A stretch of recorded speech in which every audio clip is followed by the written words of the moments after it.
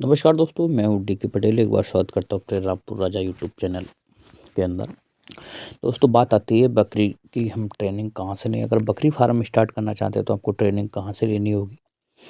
तो ट्रेनिंग के लिए अगर मैं कहूँ तो सबसे बेस्ट ट्रेनर हैं आपके आसपास, आपके गांव के ही जो पुराने चरवाहा जो बकरी पालन कर रहे हैं।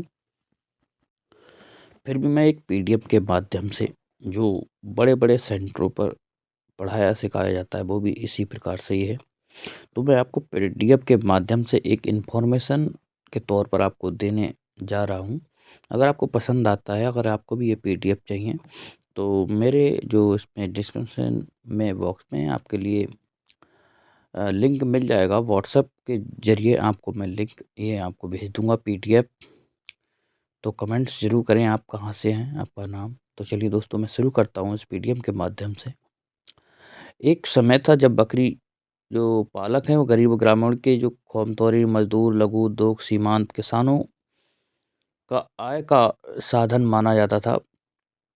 परंतु आज परदेशी बकरी पालन जो आप देखते हैं, भारतवर्ष में भी गाय भैंस पशु चरगाह वगैरह बहुत सारे थे जो जंगलों में ही अपना करते थे और उपयोगिता भी करते थे। मांस देश भरे लाखों में परिवारों का, इसका एक सबसे बढ़िया माध्यम यही है कि इसमें कोई भी धर्मांतरण नहीं है। हर प्रकार के व्यक्ति का जो है, इसमें हर धर्म का व्यक्ति इसके खाता है। ऐसा नहीं है कि इसका सुअर पालन अगर आप करते हैं तो उसपे एक धर्मांतर का चीज़ आ जाती है। और इसकी उत्पादन की बात करें तो अच्छा खासा है। इसकी उत्पादन क्षमता 50 से 40% है।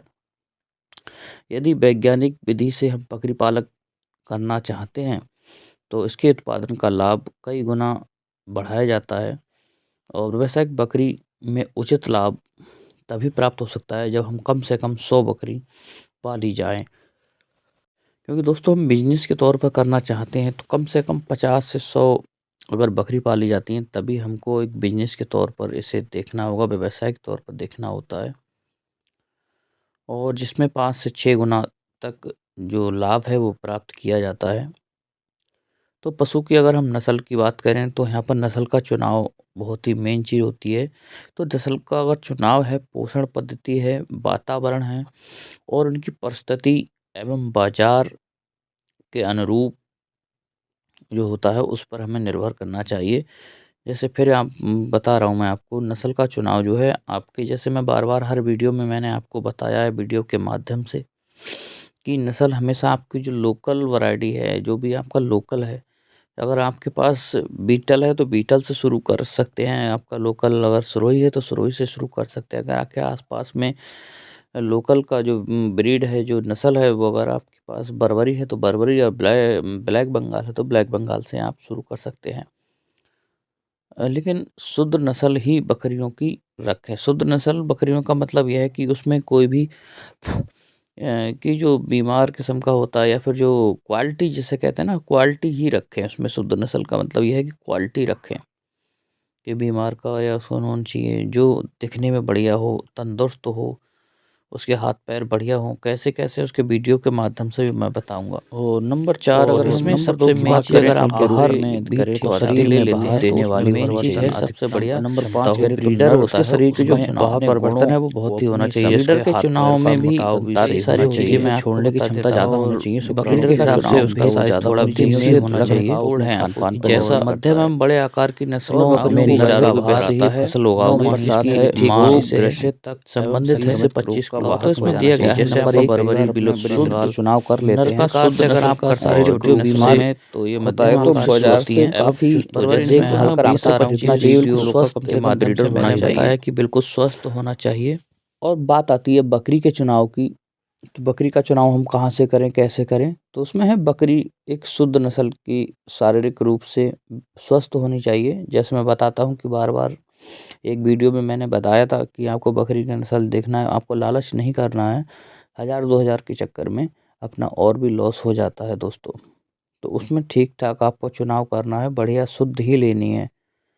कहीं 1-2000 के चक्कर में आप दुबली ले लेते हैं या उससे कोई कहता है किसान ये खाने के बाद मोटी हो जाएगी, तो दोस्तों ऐसा नहीं होता। अगर जो खाने-पीने वाली होती है आपको मार्केट में ही शुद्ध मोटी मिल जाएगी, लेकिन 1000-2000 महँगी मिलती है।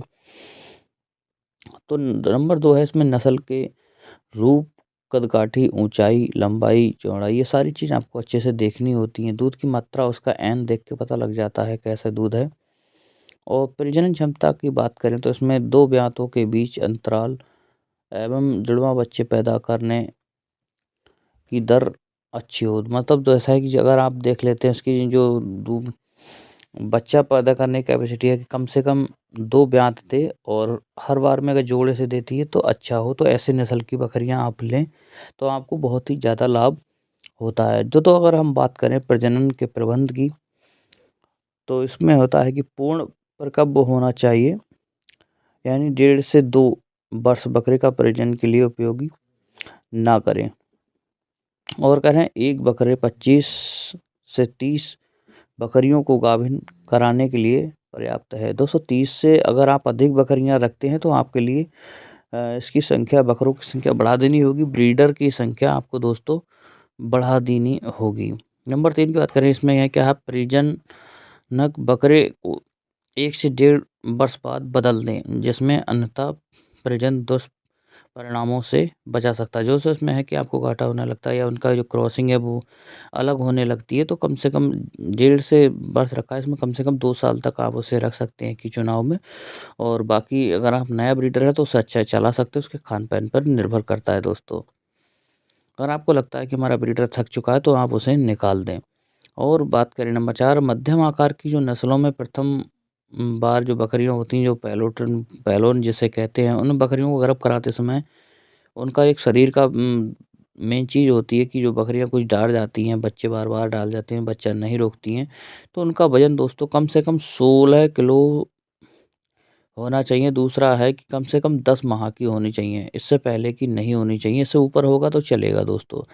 अगर 5वें नंबर की बात करें, इसमें दे रहे हैं कि बड़े आकार की नस्लों को अर्थम जैसे होती हैं सिरोही, गुजरी, तोतापरी वगैरह, ये सारी सब बड़े फ्रेम की बड़ी बकरियाँ होती हैं। अगर इनको हम गर्भ कराते तो इनका वज़न कम से कम पहलौन में 20 किलो का होना चाहिए और कम से कम 1 साल की होनी चाहिए। दोस्तों इससे पहले नहीं, अगर उससे पहले होती हैं तो बच्चा गिराने का खतरा ज़्यादा रहता है और बहुत शारीरिक रूप से भी कमज़ोर हो जाती हैं।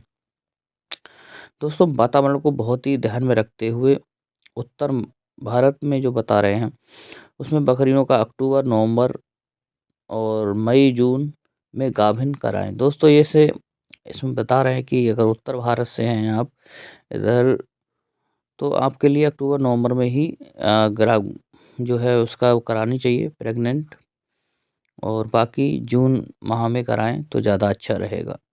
दोस्तों कम प्रजनन एवं उत्पादन क्षमता वाली बकरियाँ 10 से 20% एवं रोग प्रतिग्रस्त प्रतिवर्ष निकालते रहना चाहिए। दोस्तों इनका कहना मतलब ये है कि जो भी बकरी अगर आपका देख रहे हैं कि बार-बार बच्चे गिराना या फिर 1 साल में उसका उठना उठना या फिर उसका अगर बच्चे देने की कैपेसिटी कम है, तो ऐसे मादाओं को आपको निकाल देना चाहिए, क्योंकि उससे आपको लॉस होगा, खाने का खर्चा बढ़ेगा।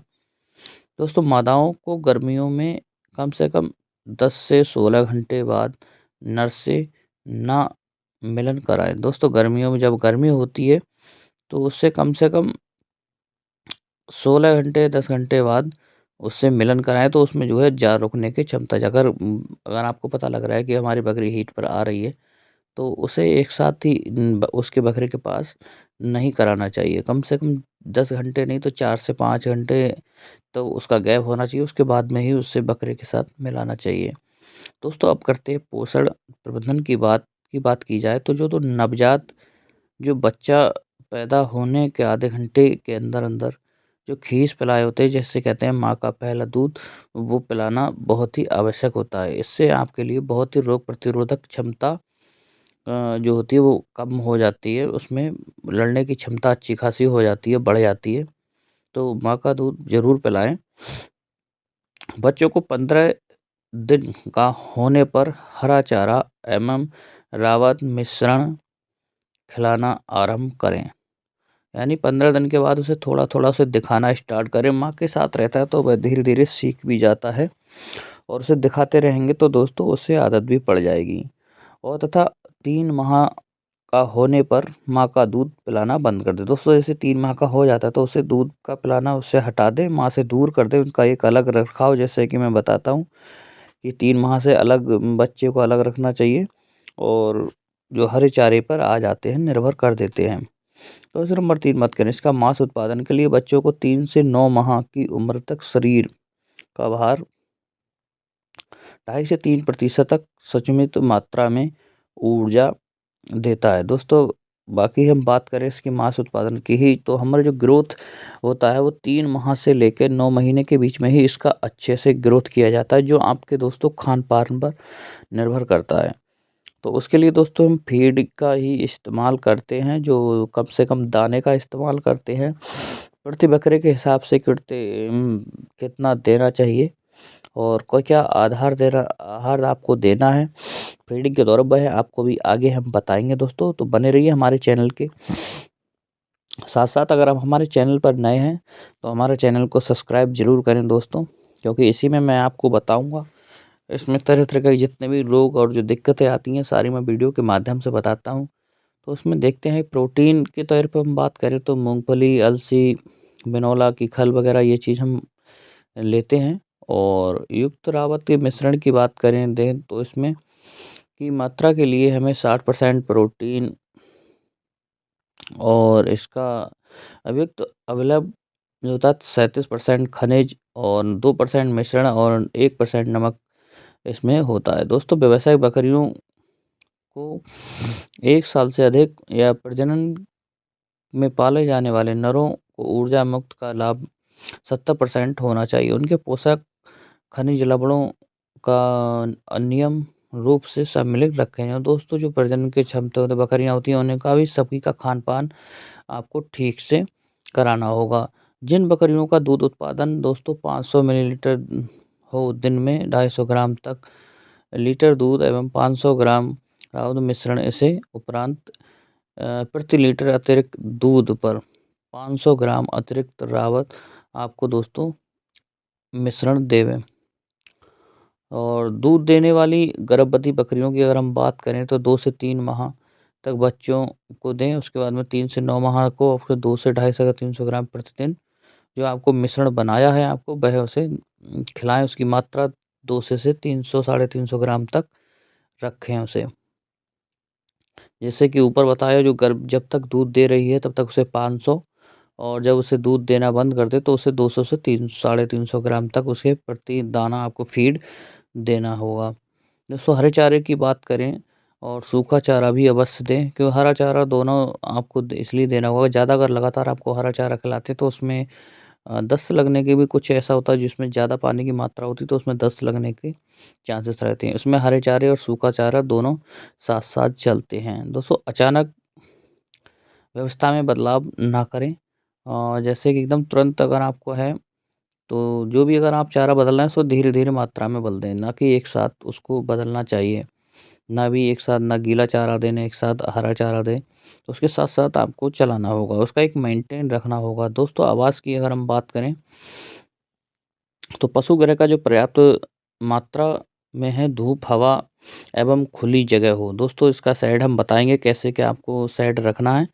तो खुली धूप में होना चाहिए, जैसे कि मैंने वीडियो के माध्यम से बताया था, जहाँ पर वायु का आवागमन आपका चलता रहे, एक तरफ से हवा आए दूसरी तरफ निकलती रहे, ऐसे ही आपको रखना है। और इसकी जगह जो है थोड़ी ऊंचाई पर रखनी होती है, जिससे कि बरसात का पानी दोस्तों ना रुके। सर्दियों में ठंडा एवं बरसात में बौछार बचाने के लिए की व्यवस्था भी करनी चाहिए। और पशुगृह साफ सब स्वच्छ होना चाहिए। जैसा कि मैं आपको बताया, इसमें बता रहे हैं कि स्वच्छ का मतलब वही कि अगर आपको सही चुनाव होगा, हवा का आवागमन ठीक-ठाक होगा, ऊर्जा जो आपकी सूर्य की सनलाइट है उसमें भी ठीक-ठाक पड़ते रहेंगे, तो सूखा रहेगा और साफ-सुथरा भी रहेगा। और बाकी आपको अंदर से समय-समय पर उसके बाड़े के अंदर स्प्रे करानी रहती है। और अल्पायु जो मेमने सीधे मिट्टी के संपर्क में आने से बचने के लिए फर्श या सूखी घास या पुआल बिछा देना चाहिए। तीसरे दिन बदलते रहें। दोस्तों, जो आपके नीचे उसका जो भी आपने प्रबंध किया होगा, मैट या चटाई वगैरह, या फिर उसके जो ठंड में सर्दियों में पुआल वगैरह बिछा देते हैं उसके नीचे, तो वह भी हर तीसरे चौथे दिन आपको बदल देना होगा।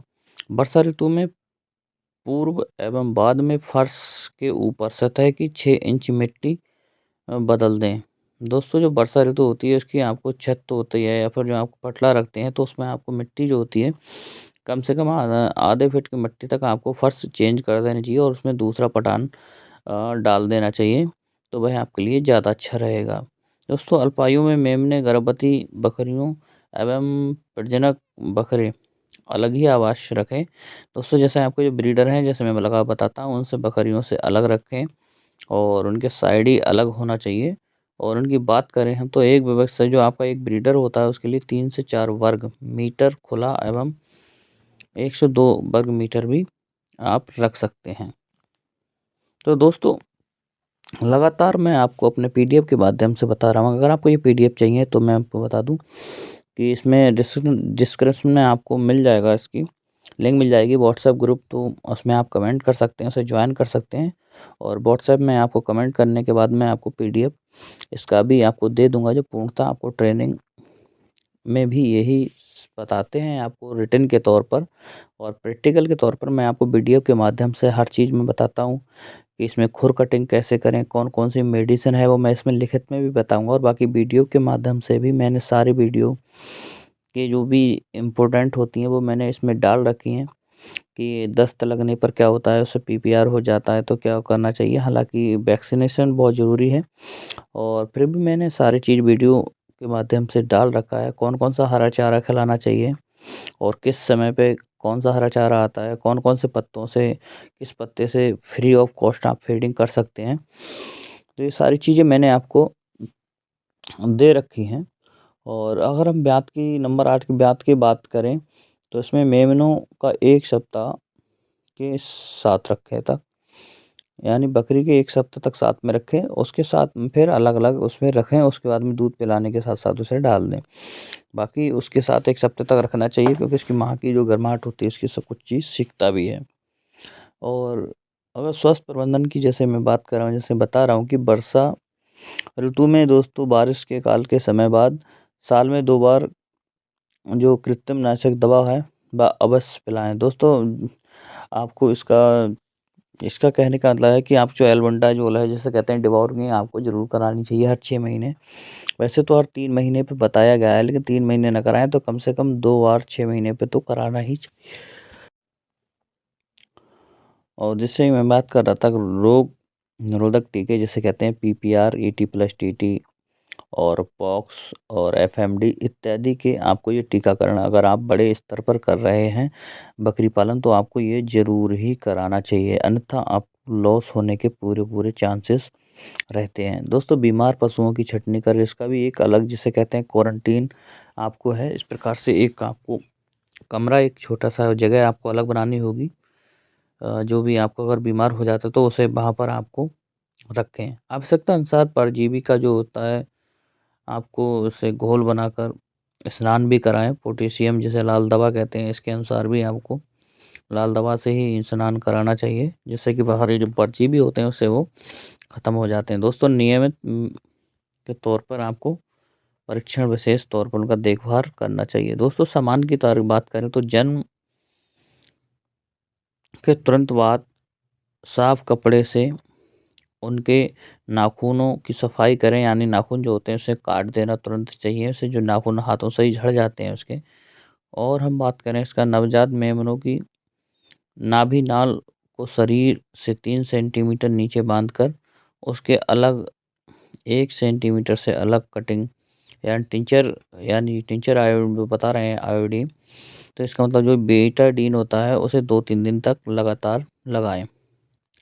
और प्रत्येक बकरी की पहचान के लिए टैगिंग की व्यवस्था करें, यानी कोई ना कोई उस पर ऐसी पहचान बना दें जिससे कि आपको पता लगता रहे कि हाँ, ये कौन से नंबर की आपकी बकरी है, और उसे आपको क्या-क्या देना है, और कैसे आपकी इसकी एक रिटन फाइल भी आपको पीडीएफ बना लेनी होती है एक्सेल शीट पे या कॉपी पर, कि हमने कौन सी बकरी हमारी ब्याई है, कौन सी बकरी को टीकाकरण डाला है, कौन से क्या देना है।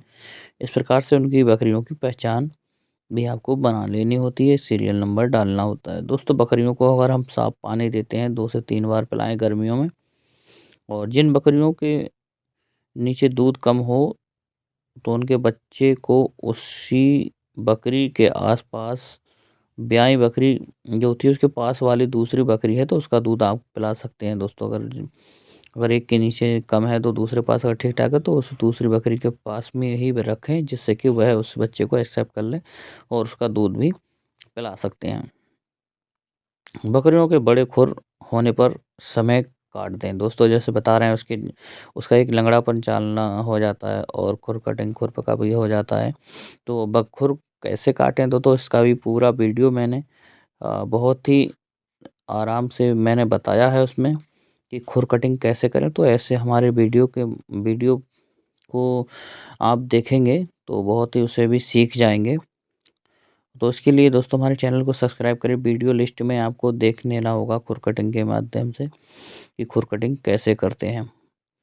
और प्रति माह बच्चों के शरीर का भार का मापन करें, जिससे कि आपको पता लगता रहे कि इसमें कितना बदलाव हो रहा है, इसका वज़न बढ़ रहा है या नहीं बढ़ रहा है। तो उसका वेटिंग करना ज़रूरी है और नहीं बढ़ रहा है तो आपको उसमें देखना होगा इसमें किस वजह से नहीं बढ़ रहा है। क्या इसका प्रोटीन कम हो रहा है या इसके खनिज लवण कम हो रहे हैं। तो इस प्रकार से आपको वज़न नापते रहना होगा। दोस्तों बात करें बाज़ार का प्रबंधन जैसे कह रहे हैं तो बाज़ार जानवरों के लिए मांस के लिए शरीर का मेन चीज़ उद्देश्य इसका यही है कि ये जो बकरी का पालन है वह मांस उत्पादन के लिए ही हम पालते हैं। दोस्तों उसमें शुद्ध नस्ल और उच्च गुणवत्ता का के साथ ही बकरियों का प्रजनन क्षेत्र से बेचने पर अधिक लाभ होता है। दोस्तों जहाँ पर बढ़िया नस्लें बिकती हैं और जहाँ बढ़िया मार्केट हो तो वहीं पर आप इन्हें बेचें। दोस्तों मांस उत्पादन के लिए पाले गए नरों को लगभग 1 वर्ष की उम्र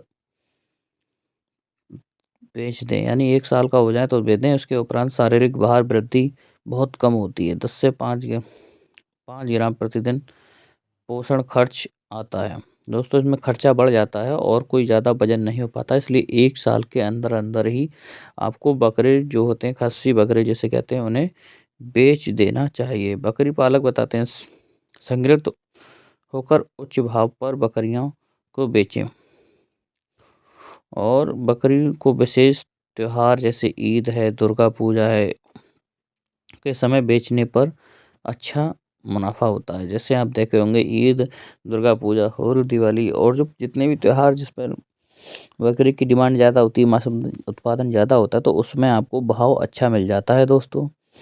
तो ऐसे में आपको तलाश रखना होता है कि हमें इस हिसाब से बकरों का प्रजनन कराएँ और इस हिसाब से वहाँ तक पालें कि बकरे हमारे जब तक ईद पर या दुर्गा पूजा पर या होली पर से निकल जाया करते हैं। तो आपको इसी प्रकार से ही आपको बेच देना होगा और उसका मुनाफ़ा रेट भी बहुत अच्छा मिलता है। तो दोस्तों हमारे वीडियो के साथ बने रहिए। मैं अभी भी आपको बहुत आगे थोड़ा-सा और बचा है 7 मिनट का वीडियो, तो मैं आपको अभी इसमें पूरा आहार की तालिका मैं आपको बताऊँगा, जिससे कि आपको पूरा लाभ होगा और फ्री ऑफ कॉस्ट जो जानकारी मैं आपको दे रहा हूँ, यही जानकारी कम से कम लोग ऑनलाइन ट्रेनिंग के नाम पर भी इसी जानकारी को देने के लिए कई दिनों तक बताते रहते हैं और 3000 2000 रुपए इसी के ले रहे हैं, 5000 6000 रुपए इसी बात के केवल। इसकी हम पर बात करें प्रवण देखिए इसका पूरी तालिका दी है, कहाँ पर क्या करना है आपको। बकरियों को जो वार्षिक रोकथाम होती है उनके लिए क्या करना है। दोस्तों डिवॉर्मिंग जैसे मैं बता रहा था, तो इसमें वर्षा ऋतु से जो पहले चालू हो जाती है, तो उससे पहले ही आपको डिवॉर्मिंग वगैरह करा देनी होती है और ये सारी चीज़ सारणी के माध्यम से आपको दी गई है। जैसे कि मैंने बताया कि अगर कमेंट करते हैं तो मैं आपको ये पीडीएफ भी प्रोवाइड करा दूँगा दोस्तों। तो इसमें अगर हम डिवॉर्मिंग की बात करें तो इसमें दे रखा है इसमें कि आपको एल्बेंडाजोल, फेनेंडाजोल और क्लस्टरिन, मेट्रिन और ट्राइटेड ये 4-5 चीज़ें हैं जिससे आप डिवॉर्मिंग करा सकते हैं हर 3 महीना के उपरांत और इसके बाद में आपको लिवर टॉनिक देना होता है दोस्तों। और ये भी मैंने सारी ये चीज़ें मैंने वीडियो के माध्यम से अपने चैनल पर ऑलरेडी दोस्तों डाल रखी हैं, जिसको मैं आपको बताता रहता हूँ और भी दोबारा भी मैं इसको डालता रहूँगा तो इसमें कैसे करानी है वो भी आप देख लीजिए। और डिफेंस विभाग से जो मार्च के और अक्टूबर के महीने में है, तो ये भी आपको पिलाता रहना है। 1 माह बाद हर माह में पिलानी है जिसे कहते हैं 0 पॉइंट प्रति वर्ष घोल से नहलाना चाहिए दोस्तों।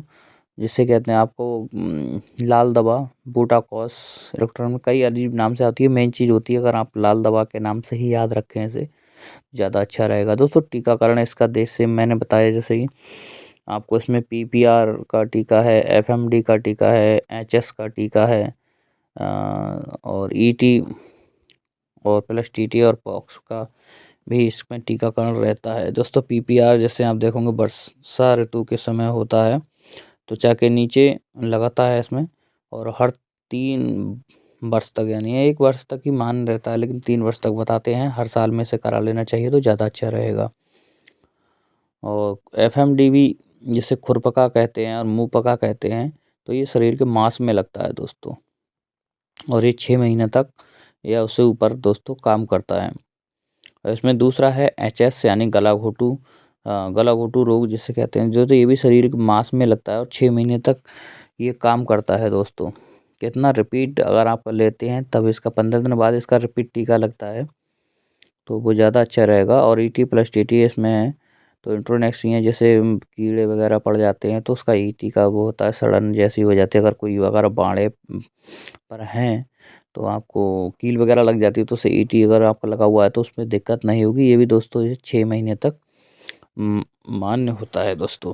इसका टीकाकरण मैं लाइव भी दिखाऊंगा, जो ऑलरेडी ट्रेनिंग में ही ऐसे ही बताते हैं, हर किसी को नहीं, तो मैं वीडियो के माध्यम से आपको पूरा बताऊंगा दोस्तों। एफएमडी एवं ईटी प्लस टीटी का टीकाकरण जो होता है प्रभावी बताने के लिए 3 से 4 सप्ताह बाद, जिसे कहते हैं बूस्टर डोज, मैं आपको बता रहा था कि रिपीट टीका लगता है दोस्तों। पीपीआर का भी 3 वर्ष के अंतराल रहता है। एफएमडी ईटी प्लस टीटी टीकों को 6 महीने के अंतराल आपको लगवाना चाहिए दोस्तों। 2 टीकों के मध्य में कम से कम 15 दिन का अंतराल रखें, यानी अगर आपने एक टीका पीपीआर का लगा दिया तो उससे 15 दिन के बाद ही अगला टीका लगवाएं। और एफएमडी लगा दिया, उसके बाद में अगर एफएमडी लगा दिया फिर 15 दिन का आपको गैप लेना होगा, इंतजार करना होगा, तब आपको उसके बाद ही ये टीका अगला लगाना होता है दोस्तों। तो सारी टीकाकरण मैंने आपको ये बता दिए। बाकी आपकी मेडिसिन की दवाई बची कि आपको उस बुखार में आपको क्या क्या देना है और खांसी में आपको क्या देना है। खांसी में दोस्तों जो आपका मेन मैं आपको बता दूं, बहुत सारी चीज़ आती हैं, कुछ कैट बताते हैं, कुछ केक भी बताते हैं, और घरेलू उपचार के बारे में तो मैंने कई सारी चीज़ें खांसी के लिए डाल रखी हैं अपने वीडियो के माध्यम से अपने चैनल पर। आप वीडियो लिस्ट में आप जाकर दे सकते हैं। अगर आप कमेंट करें तो इसके ऊपर मैं दोबारा से भी वीडियो बना दूंगा, खांसी बुखार के लिए कौन कौन सी मैं दवाइयाँ उपयोग करता हूँ। अगर आप चाहें तो दोबारा वीडियो में डाल दूंगा बनाकर। और फिर भी मैं आपको बताऊं, खांसी के लिए जो भी ह्यूमन सिरप आते हैं, यानी जो इंसानों को सिरप दिए जाते हैं, ठीक वही सिरप आप बकरियों को भी पिला दें। कितने दिनों तक पिलाना है दोस्तों, इसके लिए मैं लगातार वीडियो के माध्यम से आपको बताता रहूँगा। और बुखार अगर आ जाता है, अगर आपको लगता है कि बकरी को आपको बुखार है, तो उसके लिए टेम्परेचर, डिजिटल टेम्परेचर ले लें, और वह कैसे नापना है वो भी मैं अगले वीडियो के माध्यम से बता दूंगा। तो उसका अगर टेम्परेचर नॉर्मल 100, 102, 103 तक, नॉर्मल 100 से लेके 103, 4 तक इसमें नॉर्मल रहता है। अगर 105 से ऊपर जा रहा है दोस्तों, 4-5 से ऊपर जा रहा है, तो आपको देखना होगा पैरासीटामोल, और इसके साथ कोई भी एंटीबायोटिक लगा सकते हैं दोस्तों। सिफ्रोलक्सिन भी है, एमोक्सिलिन भी है, लेकिन एमोक्सिलिन अगर आपको उसके साथ खांसी वगैरह है तभी उसका उपयोग किया जाता है, वरना सेफ्रोलॉक्सिन आप इसमें एंटीबायोटिक लगा के दे सकते हैं। अन्यथा सिंगल पैरासीटामोल उसको बकरी के डोज वजन के हिसाब से दे दें। ह्यूमन वाली अगर आप देते हैं, तो अगर आपकी वैसे अडल्ट बकरी है तो आपको उसकी उसी के बराबर दे देनी होगी। और खांसी के लिए मैंने आपको बता दिया, जो भी ह्यूमन के सिरप हैं वो सिरप आपको दे देने होंगे। और अगर आप वैसे कोई दिक्कत हो रही है तो आपको शहद वगैरह के कुछ अदरक या सौंठ मिला के भी, इसका पूर्ण विधि मैंने बताई है, वो भी आपको दे देना होगा। अगर आपको निमोनिया जैसा आपको लगता है तो उसे लगातार सरसों का तेल या तिल का तेल आपको पिलाना होगा दोस्तों। तो दोस्त, जैसे कि मैंने अपने पूरा पीडीएफ के माध्यम से आपको सारी जानकारी दी, आपको जानकारी कैसी लगी दोस्तों में ज़रूर बताएं। मैंने आपको इन्फॉर्मेशन के तौर पर ये पीडीएफ पीडीएफ के माध्यम से बताया, जो ट्रेनिंग के लिए लोग बड़े-बड़े पैसे खर्च करते हैं, इतनी सी ही जानकारी के लिए दोस्तों। सिर्फ़ इतनी सी ही जानकारी देते हैं और जैसे कि मैंने सारी चीज़ जो टीकाकरण था वो मैंने बता दिया कि बूस्टर डोज़ कितने दिनों के बाद लगती है। खाँसी का मैंने बता दिया। तो दोस्तों चैनल को हमारे सब्सक्राइब करें, लाइक शेयर